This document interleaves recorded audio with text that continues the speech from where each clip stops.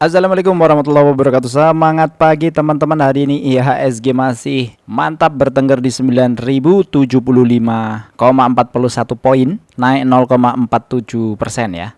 Movernya atau top value ada di Bumi, BBRI, BBCA, BMRI, PTRO, Antam, Bufa, Dewa, BBNI, MBMA, Inco, Mina, Inet, dan seterusnya. Bumi agak mereda hari ini. Transaksi hanya 1,7 triliun. Yang kemarin transaksinya tembus 4 triliun. Hari ini kayaknya turun sedikit. Dan melanjutkan kemarin review atas pertanyaan kenapa nggak bahas saham Konglo Bang. Nah ini saya akan lanjutkan. Ini saya buka semua saja. Jadi saham-saham yang kemungkinan bakal masuk MSCI di bulan Februari kelihatan dari matriks yang nanti saya share. Kira-kira ada beberapa saham yang sudah melampaui batas target ya. Apa aja sahamnya kita cek.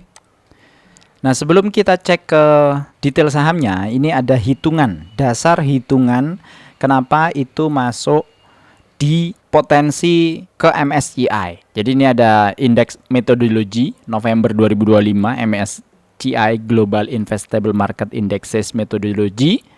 Ada beberapa halaman ya, mulai dari konten di 11, kemudian sampai halaman 150 dan seterusnya. Jadi intinya ada di sini ya, di halaman 84. Silakan teman-teman bisa cek sendiri. Cara hitungnya ada di sini. Kriteria saham itu masuk ke dalam indeks MSCI ya, Market Classification Framework. Consists of following three criteria: economic development, size, and liquidity requirement, as well as market accessibility. Nah, pertama, economic development, sustainability of economic development-nya ada frontier, emerging market, developed market ya. Kalau frontier ini no requirement, jadi tidak ada requirement untuk sustainability ya. Kemudian emerging tidak ada requirement, tapi kalau developed country ini harus per kapita 25% above the World Bank High Income Threshold. Jadi pendapatan per kapitanya 25% di atas thresholdnya Bank Dunia gitu ya. Nah, thresholdnya apa? Ini kayaknya perlu dicek lebih detail ya di sini. Nah, terus size dan liquidity requirement untuk entry requirement, ini number of company meeting the following standard in the criteria over each of the last 8 index reviews. Nah, mulai dari company size-nya ini harus 3.577 juta dolar atau sekitar 3,5 miliar dolar ya. Itu berarti sekitar 59 triliun. Lalu security size atau floating market cap ini 1.788 juta dolar atau 1,788 miliar dolar, sekitar 29 triliun. Dan liquidity-nya 15% ATVR, Annual Trade Value Ratio. Nah, perhitungannya yang ini agak rumit. Jadi kita fokus ke dua perhitungan dulu. Karena biasanya yang 15% ATVR ini urusannya owner ya. Nah, kalau yang 1.788 dan 3.577 itu kita bisa berkontribusi sebagai seorang retail. Jadi apa saja sahamnya, ini dia detail sahamnya yang sudah masuk di matriks saya. Jadi ini saya bikin screener yang isinya sebenarnya adalah untuk saham-saham dividen. Jadi teman-teman yang baru lihat channel ini channel adalah khusus saham-saham dividen, saham-saham syariah yang sebenarnya yang saya review adalah yang berdividen. Karena style investasi saya itu lebih banyak pasif. Aktif sifatnya swing ya, swing trading, tapi swingnya itu ada di saham-saham dividen, di mana menurut saya itu adalah saham yang bergaransi karena ada pembagian dividen di sana. Jadi kalau kita masuk kemudian ada floating loss di sana, pas waktu masuk entry itu di minimum requirement berapa. Misalnya minimum requirement-nya saham itu 9% dividen. Jadi pas waktu kita entry minimum ada di 9% gitu. Contohnya ya kebetulan ini ada di sini ya. Contohnya ADI Adro ini kebetulan dividennya kan 14 dan 10%. Jadi kalau kita entry di 2.200, 7.500 paling tidak ya, estimasi dividennya kita dapat 14% untuk Adro dan untuk AADI dan Adro itu di 10%. Terus kenapa kecil banget Bang, cuma 10%? Nah, hitungannya dari dividend for living ini, simulasi investing dividend for living, kita pengen punya passive income, di mana passive income itu bisa membiayai hidup kita nanti pada saat pensiun.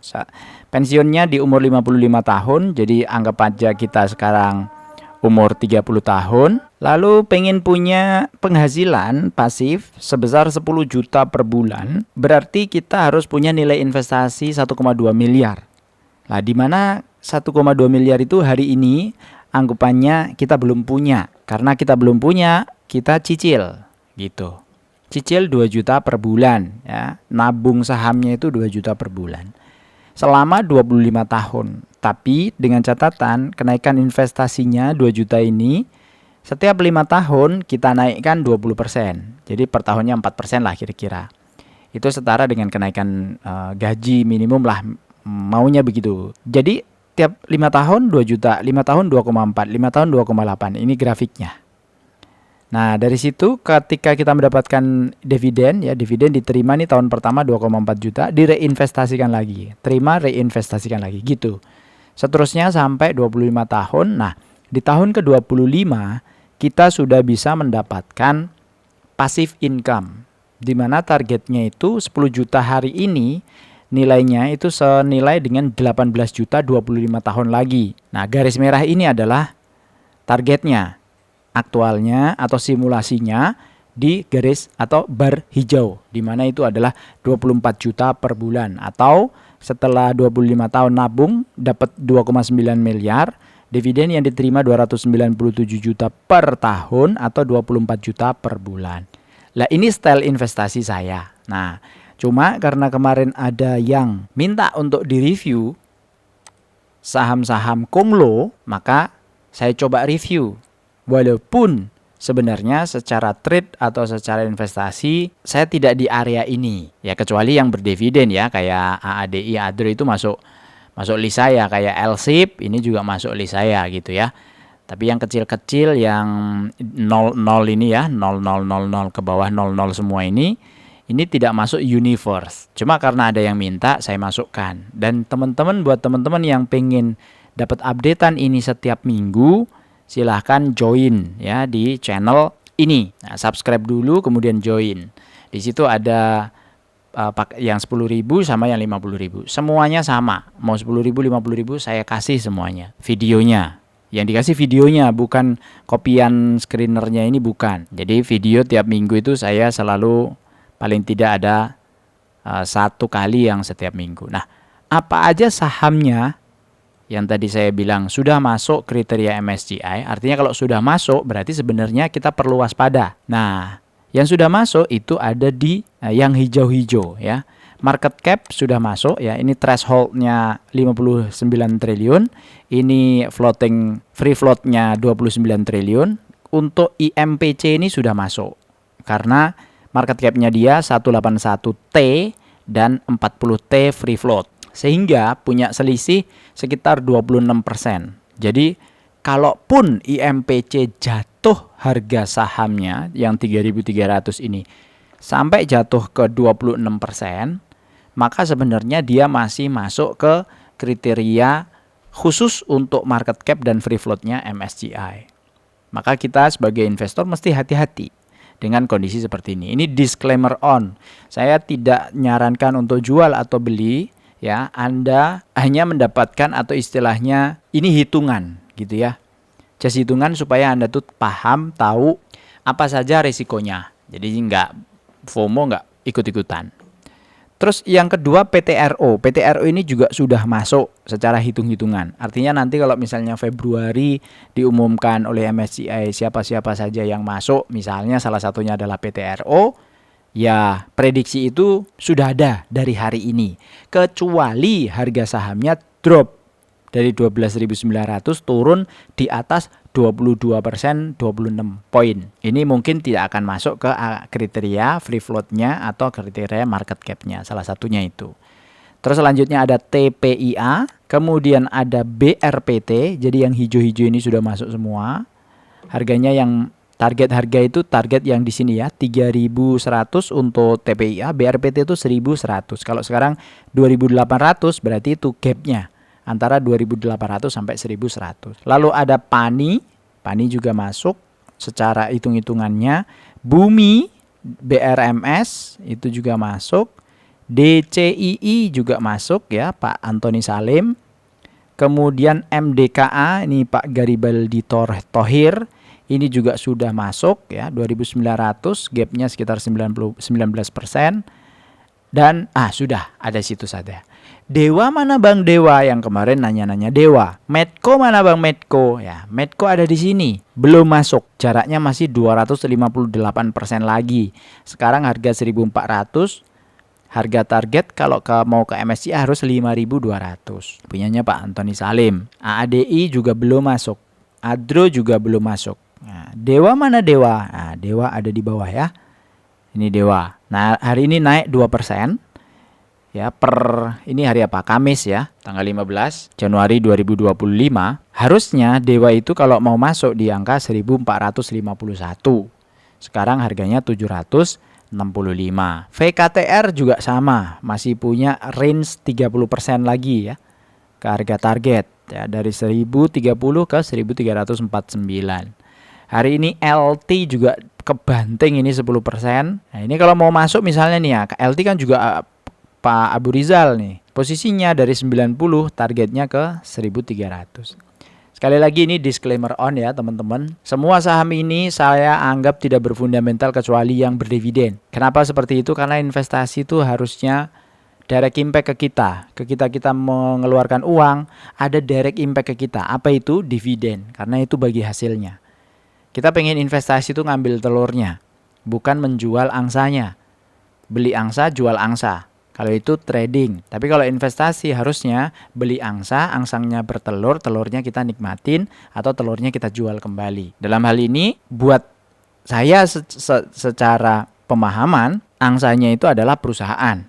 Telurnya adalah dividennya. Jadi saya nggak perlu lagi jual angsanya, hanya ngambil dividennya, itu bisa pada saat nanti pensiun. Tapi kalau yang saham-saham seperti ini, Anda harus trade. Harus jual beli. Kemarin ada yang bilang ya, pasar memang seperti itu, harusnya jual beli. Monggo silahkan, tidak ada yang melarang, tidak ada yang salah, tidak ada yang benar ya, semuanya benar, tidak ada yang salah, semuanya benar. Yang berbeda adalah resikonya.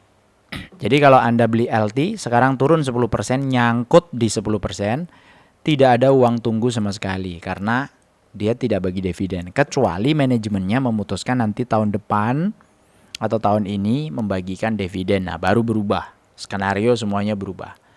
Jadi ketidakpastian itu yang perlu kita price, perlu kita hitung. Pak Gita Wirjawan kan bilang ya, uncertainty sama risiko itu berbeda. Kalau ketidakpastian itu tidak bisa di price, tidak bisa dihitung. Tapi kalau risiko itu bisa dihitung. Contoh misalnya kayak gini, saya beli AADI atau beli Adro. Dia punya dividen 14 sama 10 nih per hari ini setahunnya ya. Saya beli di 7.500. Ketika dia turun ke harga misalnya 5.000, berarti sudah turun 33%. Tapi pada waktu saya beli di 7.500, potensi dividennya di 14%. Atau Rp1.000 dari 7.500 itu adalah 14%. Maka resikonya akan lebih rendah ketika harganya turun ke 5.000 tadi itu, karena saya masih punya uang tunggu sebesar 14%. Di target sini hanya 10% atau bahkan 9% target saya. Sehingga saham-saham dividen itu sangat relevan di cara saya ini. Ini bukan satu untuk semua. Jadi cara ini pasti juga belum tentu cocok untuk Anda-Anda semua. Kalau cocok silahkan ya, kita membersamai sampai nanti akhir. Tapi kalau misalnya nggak cocok, ya monggo. Subscribe saja boleh. Bunyikan lonceng, nanti akan dapat updatean video-videonya juga. Tapi mungkin yang tidak full satu screener ini. Ya, biasanya saya ini kan ada banyak nih. Nah, ini saya buka semua mana saham yang teratas, kemudian dikelompokin juga mana yang saham-saham konglo per hari ini update-nya seperti apa. Susahnya di sini adalah dia update pricing-nya, karena update pricing dan update kuartal ini itu perlu diupdate ya. EPS kuartalan itu perlu diupdate. Ini baru kuartal 3, nanti kuartal 4 akan update lagi. Di situ semuanya petanya berubah semua.